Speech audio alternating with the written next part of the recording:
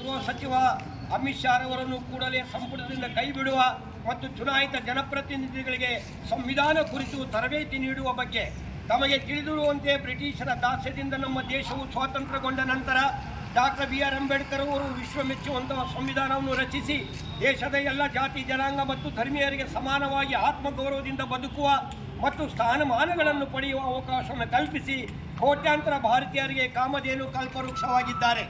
Doctor B R Ambedkar ನೀಡಿದ ಸಂವಿಧಾನದಿಂದಾಗಿ ದೇಶದ ಕೋಟ್ಯಾಂತರ ಜನರು ಸಾಮಾಜಿಕ, ಶೈಕ್ಷಣಿಕ, ಆರ್ಥಿಕ, ಧಾರ್ಮಿಕ ಮತ್ತು ರಾಜಕೀಯ ಸ್ಥಾನಮಾನಗಳನ್ನು ಅಲಂಕರಿಸಿ ಕಾರ್ಯಾಂಗ, ಶಾಸಕಾಂಗ ಮತ್ತು ನ್ಯಾಯಾಂಗ ಕ್ಷೇತ್ರಗಳಲ್ಲಿ ಗಣನೀಯ ಸೇವೆ ಸಲ್ಲಿಸುತ್ತಿದ್ದಾರೆ. ಇತ್ತೀಚಿನ ದಿನಗಳಲ್ಲಿ ಉನ್ನತ ಸ್ಥಾನದಲ್ಲಿರುವ ಕೆಲವು ರಾಜಕಾರಣಿಗಳು ಮತ್ತು ಜನಪ್ರತಿನಿಧಿಗಳು ಬಾಯಿಗೆ ಬಂದಂತೆ ಮಾತನಾಡುತ್ತಾ ಮತ್ತು ಮನಸ್ಸಾಹಿಂಸಿ ಆಡಳಿತ ನಡೆಸುತ್ತಾ ದೇಶದಲ್ಲಿ ದ್ವೇಷ ಭಾವನೆ ಬಿತ್ತಲು ಪ್ರಯತ್ನಿಸುತ್ತಿದ್ದಾರೆ.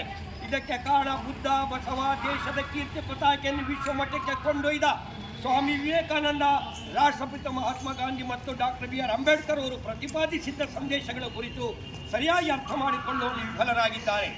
ಇದರಿಂದಾಗಿ ದೇಶದಲ್ಲಿ ಅನೇಕ ಇತರ ಘಟನೆಗಳು ದಿನೇ ದಿನೇ ಹೆಚ್ಚಾಗಿ ದ್ವೇಷ ಮತ್ತು ಅಶಾಂತಿ ವಾತಾವರಣ ಸೃಷ್ಟಿಯಾಗುತ್ತಿದ್ದು ಪ್ರಜಾಪ್ರಭುತ್ವ ವ್ಯವಸ್ಥೆ ಕುಸಿಯತೊಡಗಿದೆ.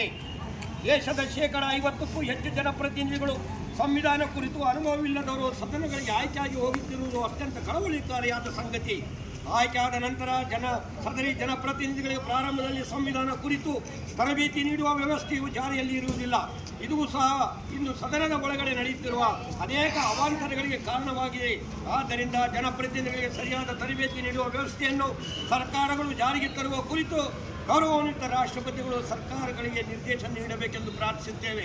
ಆಡಳಿತ ಮತ್ತು ವಿರೋಧ ಪಕ್ಷಗಳು ಸದನದಲ್ಲಿ ಡಾಕ್ಟರ್ ಬಿ ಆರ್ ಅಂಬೇಡ್ಕರ್ ಮತ್ತು ಸಂವಿಧಾನ ಕುರಿತು ಈ ಹಿಂದೆ ಘಟಿಸಿರುವ ಕೆಲವು ಪ್ರಮಾದಗಳ ಬಗ್ಗೆ ಆರೋಪ ಮತ್ತು ಪ್ರತ್ಯಾರೋಪ ಮಾಡುತ್ತಾ ಕಾಲಹರಣ ಮಾಡುವುದರ ಬದಲಾಗಿ ಉಭಯತರರು ಸಂವಿಧಾನದ ರಕ್ಷಣೆ ಮತ್ತು ಸಂವಿಧಾನದಲ್ಲಿರುವ ಹಕ್ಕುಗಳನ್ನು ಜನರಿಗೆ ತಲುಪಿಸುವ ಪ್ರಾಮಾಣಿಕ ಪ್ರಯತ್ನವನ್ನು ಆತ್ಮಪೂರ್ವಕವಾಗಿ ಮಾಡುವುದರ ಮೂಲಕ ಬಲಿಷ್ಠ ಭಾರತ ನಿರ್ಮಾಣಕ್ಕೆ ನಾಂದಿ ಆಗಬೇಕೆಂದು ನಮ್ಮ ಸಂಘಟನೆ ವಿನಂತಿಸುತ್ತದೆ. ದುರಾದೃಷ್ಟವಶಾತ್ ಸಂವಿಧಾನ ರಚನೆಗೆ 75 ವರ್ಷ ತುಂಬಿದ ಸಂದರ್ಭದಲ್ಲಿ ರಾಜ್ಯಸಭೆಯಲ್ಲಿ ಸಂವಿಧಾನ ಕುರಿತು ಚರ್ಚೆಯಲ್ಲಿ ಭಾಗವಹಿಸಿದ ಕೇಂದ್ರ ಗೃಹ ಸಚಿವರಾದ ಮಾನ್ಯ ಅಮಿತ್ ಶಾ ಅವರು ಡಾಕ್ಟರ್ ಬಿ ಆರ್ ಅಂಬೇಡ್ಕರ್ ಕುರಿತು ವ್ಯಂಗ್ಯವಾಗಿ ಮಾತನಾಡುವುದರ ಮೂಲಕ ಕೋಟ್ಯಾಂತರ ಭಾರತೀಯರಿಗೆ ಮಾನಸಿಕ ವೇದನೆ ಉಂಟು ಮಾಡಿರುವುದು ಅತ್ಯಂತ ವಿಷಾದನೀಯ ಸಂಗತಿ. ಮಾನ್ಯ ಅಮಿತ್ ಶಾ ಅವರ ನಡೆಯನ್ನು ಖಂಡಿಸಿ ಈಗಾಗಲೇ ದೇಶದಾದ್ಯಂತ ಪ್ರತಿಭಟನೆಗಳು ನಡೆಯುತ್ತಿವೆ. ಅಮಿತ್ ಶಾ ಅವರ ನಡೆಯನ್ನು ಸಂವಿಧಾನ ಗೌರವಿಸುವ ಭಾರತೀಯರಾದ ನಾವೆಲ್ಲರೂ ಖಂಡಿಸಲೇಬೇಕು.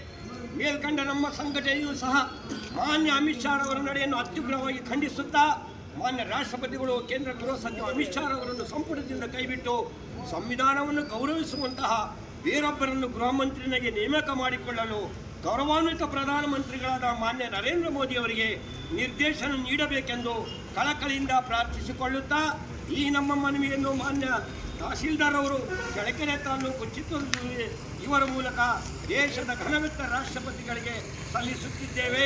ಜೈ ಭೀಮ್, ಜೈ ಸಂವಿಧಾನ್, ಜೈ ಭಾರತ್.